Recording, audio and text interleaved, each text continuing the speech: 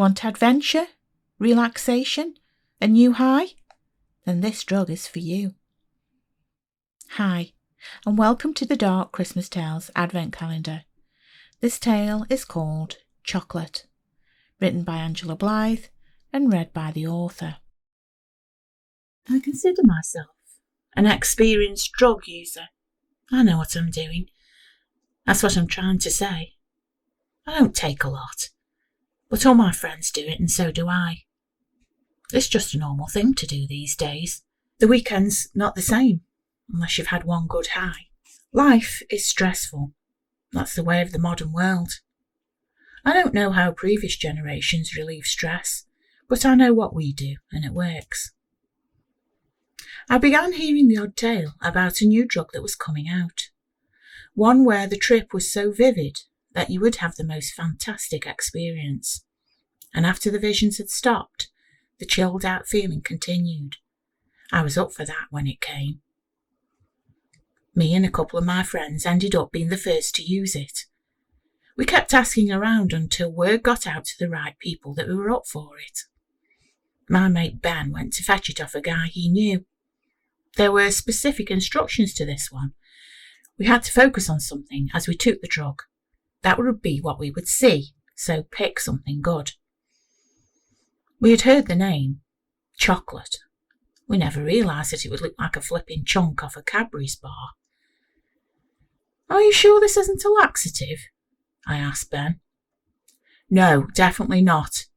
Jiffy said he got it straight off the man in the laboratory, Ben replied. It never crossed my mind not to take it. Ben always got his stuff off Jiffy, and there hadn't been a problem before. This time the truth was that Jiffy had got this stuff off someone else. I wanted to take mine first, then tell Ben what it was like. I decided to focus on a picture of my granddad. I missed him so much. He'd brought me up after Mum and Dad had been killed in a car crash. He'd died 3 months ago. As I went down the rabbit hole, so to speak, someone came to the front door. I don't know who. Ben went to see who it was, but kept the door open. The icy wind blew through the house, and it was freezing. I was so cold. I wanted to stop thinking about it, but my body began to shiver. I was falling softly, but damn, it was cold. I could see lots of people, and Grandad was amongst them.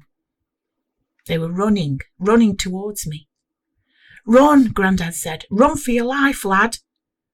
I started to run, checking to see that Grandad and the others were running with me in the same direction. They were. I felt impact tremors. Something large was behind us. I ran. I was unsure which direction I was supposed to go in. I slowed a little so that the others could catch up.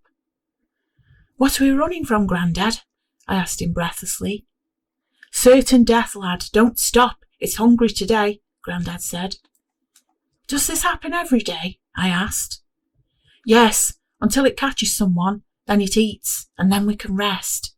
As soon as it's hungry, we all start over again, Grandad said. What is it, though? I asked.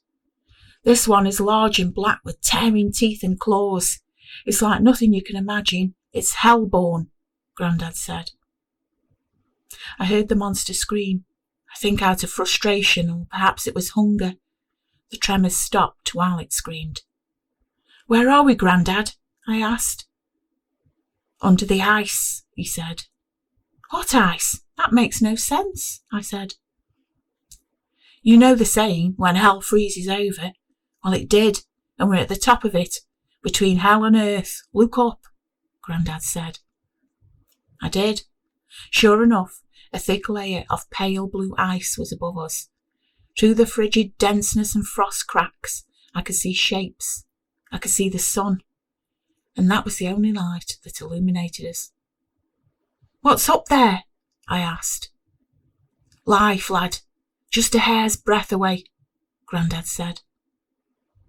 The tremors started again, just as we caught our breath. With stiff legs and fear in our hearts, we set off again. Why don't you break through? I asked. We don't have time when he's running for us. When he isn't, we don't want to alert him to our presence. Just run, Grandad said. I did. Up ahead, I saw something come out of the haziness. I couldn't tell what it was. There was something else puzzling me. If this was ice, were we running in water? That couldn't be right. I could breathe. Left, lad, Grandad shouted. I turned on a hairpin and ran left. Has it circled around us? I asked. No, there's plenty of them, Grandad said, matter-of-factly. I caught sight of the new one. It had the look of an upright spider with wings and an egg sac or stomach that glowed pink. I'd smelled it too. We kept running. For several minutes I was in the front, as I was easily the youngest. I made sure that I was never too far from Grandad, though. Coming towards us, the floor looked black instead of blue. I wondered if I should run into this area. I turned to Grandad, who had not spotted it yet. Which way? Straight on? I asked. Grandad looked past me to the blackness. No, no! There was panic in Grandad's eyes. Right again, he said. Apparently, the chance of running into the giant moth spider was a better prospect than this black ground. As I turned, I could see it was moving towards us. 1,000,000 mutant black rat-like animals tumbling towards us. Furless, huge eyes and enormous teeth, of course. They did not have tails like a rat either. They had 8 feelers coming from halfway down their backs. This scourge managed to swamp a tired straggler from our group, a large middle-aged lady. They ran up her, and soon the weight of them pulled her over. She was swallowed by the black horde. She became invisible to our eyes, but not to our ears, as her screams were terrible. We'll be safe from them for a short while now, Grandad said. He seemed nonplussed about the death of one of his group. I could tell that this happened a lot. How come you haven't been whittled down ages ago? I asked. More come every day like you, lad, Grandad said. This became my life now. Every day was a constant flight from fear. We would run and hide until some nightmarish creature would capture one of the group, and then things would settle down for a while. The horror, the screams, and the blood became commonplace. You were just glad it wasn't you this time. And then you got another chance to live. There seemed no way out, no purpose. We just seemed to be a feast on legs, placed here, wherever here actually was, to provide food and exercise for a never-ending queue of hungry monsters. Strangely, we didn't seem to need food ourselves, or I couldn't seem to remember the last time I'd eaten something. Every so often, I heard distant noises, strange and muffled, like someone was trying to talk through a pillow. I had an idea that it was above the ice. Life, maybe my own life, was just above my head. One day, the spider moth caught up with a member of the group to the right of us. In my first brief glimpse of the monster, I had not noticed it had a stinger. The jagged barb entered the quivering person beneath it. A flood of venom, thick and white, started to come out of its victim's lips. I thought that we'd be able to relax now, but I was wrong. A red mist appeared before us, pulsating in and out, contracting and expanding. On its expansion, it moved forward. "Run back," Grandad said. "How many of these are there?" I asked him. "Thousands, a legion of monsters. We aren't killing them, we're feeding them," Grandad said. The mist caught a man at the back. Once it touched him, he exploded into 1,000,000,000,000 drops of blood, and it grew bigger. I realised what it was made of now. Even this didn't seem to stop the chase today, as it continued to come for us, driving us into the next terror. This wasn't normal. "I missed you, Grandad," I said. "I missed you too, and I love you, lad." Grandad's eyes grew large as he saw the beast behind me. Giant and rough-skinned, brown, the colour of iced chocolate.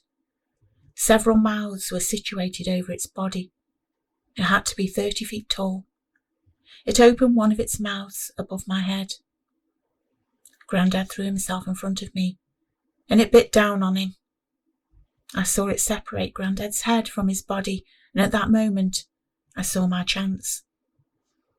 I ran up the back of the monster, which was entirely preoccupied in its meal. I was just under the ice, and I started to bang on it with my fists. Everyone else was running away from the creature, eating my Grandad. "Help!" I yelled.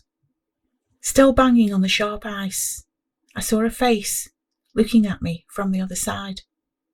They couldn't hear me. They couldn't understand. Oh God, it was Ben. Ben would save me. He was right behind the ice. Ben had someone else with him, someone in a white coat. Was that the person at the door? "Help me! Help me! Smash the ice, Ben! Ben!" I yelled. "Still no change, Doctor?" Ben asked. "No. It's been 6 months now, and from what we can see, he's dead behind the ice. That drug must have melted his brain. You're lucky he took it first, and it wasn't the both of you together," the doctor said. Ben looked at the doctor, and then back at me. "The bastard who did this is in prison now, Doctor. They say he was a chemist who decided to end the country's drug problem all by himself. He did it to stop people taking drugs. It stopped me, of course, although, Ben said, stooping towards me. "I'm not sure if my friend's life was worth the price to save us all." That was A Dark Christmas Tale, written and read by Angela Blythe. I hope you enjoyed it. If you want to find out more about further stories in this series or my other work, please go to www.angelablythe.com.